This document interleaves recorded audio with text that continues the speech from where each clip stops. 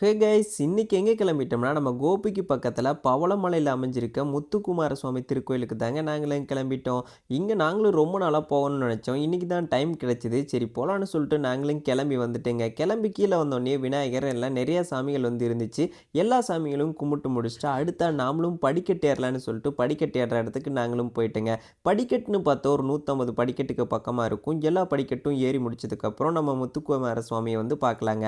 இந்த கோயிலுக்கு நம்ம 2 வழியா வந்து போலாம். ஒண்ணு பார்த்தா வந்து டூ வீலர் மூலமா போலாம். இன்னொன்னு வந்து நம்ம படிக்கட்டு மூலமா ஏறி வந்து போலாங்க.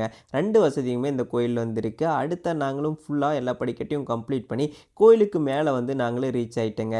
நாங்களும் எல்லா படிக்கட்டுமே கம்ப்ளீட் பண்ணி முடிச்சுட்டோங்க. கம்ப்ளீட் பண்ணி முடிச்சுட்டு மேல வந்தோனே ஸ்ரீ மகா கணபதி வந்திருந்தாரு. அவர கும்பிட்டு முடிச்சுட்டு தான் நம்ம முருகன வந்து பார்க்க போக முடியும். அவர கும்பிட்டு முடிச்சுட்டு அடுத்த நாங்களும் உள்ள கோயிலுக்குள்ள என்டர் ஆகறக்கு ஆரம்பிச்சோம். என்டர் ஆனோனே ஃபர்ஸ்ட்டா ஸ்ரீ வள்ளி, ஸ்ரீ தெய்வானை வந்து இருந்தாங்க.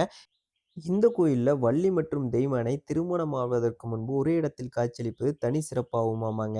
அங்க நின்னு சாமி எல்லாமே கும்பிட்டு முடிச்சுட்டா, அடுத்தா நம்ம முத்துக்குமார சுவாமிய வந்து பார்க்கறதுக்கு வந்தாச்சு.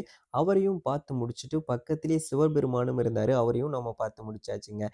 அருள்மிகு முத்துக்குமார சுவாமி திருக்கோயில் எந்தெந்த டைமிங்ல ஓப்பனிங்ல இருக்குன்னா, காலையில 8 டூ 1 மணி வரைக்கும் ஓப்பனிங்ல இருக்குங்க. ஈவினிங்ன்னு பார்த்தா 4 டூ 8 வரைக்கும் ஓப்பன்ல வந்து இருக்குங்க. இந்த டைமிங்ல நம்ம இந்த கோயில வந்து விசிட் பண்ணிக்கலாம்.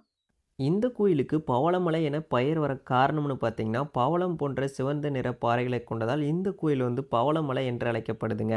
பழங்காலத்துல இந்த கோயிலில் உள்ள குகைகளிலிருந்து சித்தர்கள் வந்து முருகப்பெருமானை நோக்கி தவம் செய்ததாக வந்து சொல்லப்படுதுங்க. அவ்வளோதான் கைஸ். நாமளும் முருகப்பெருமான கும்பிட்டு முடிச்சுட்டு அங்கிருந்து கிளம்பியாச்சு. இந்த வீடியோ புடிச்சிருந்தா லைக் பண்ணிருங்க. இந்த மாரி அப்டேட்ஸ் எல்லாம் வேணும்னு நெனச்சீங்கன்னா, மறக்காம நம்ம சேனல ஃபாலோ பண்ணிக்கங்க. டாட்டா பாய்.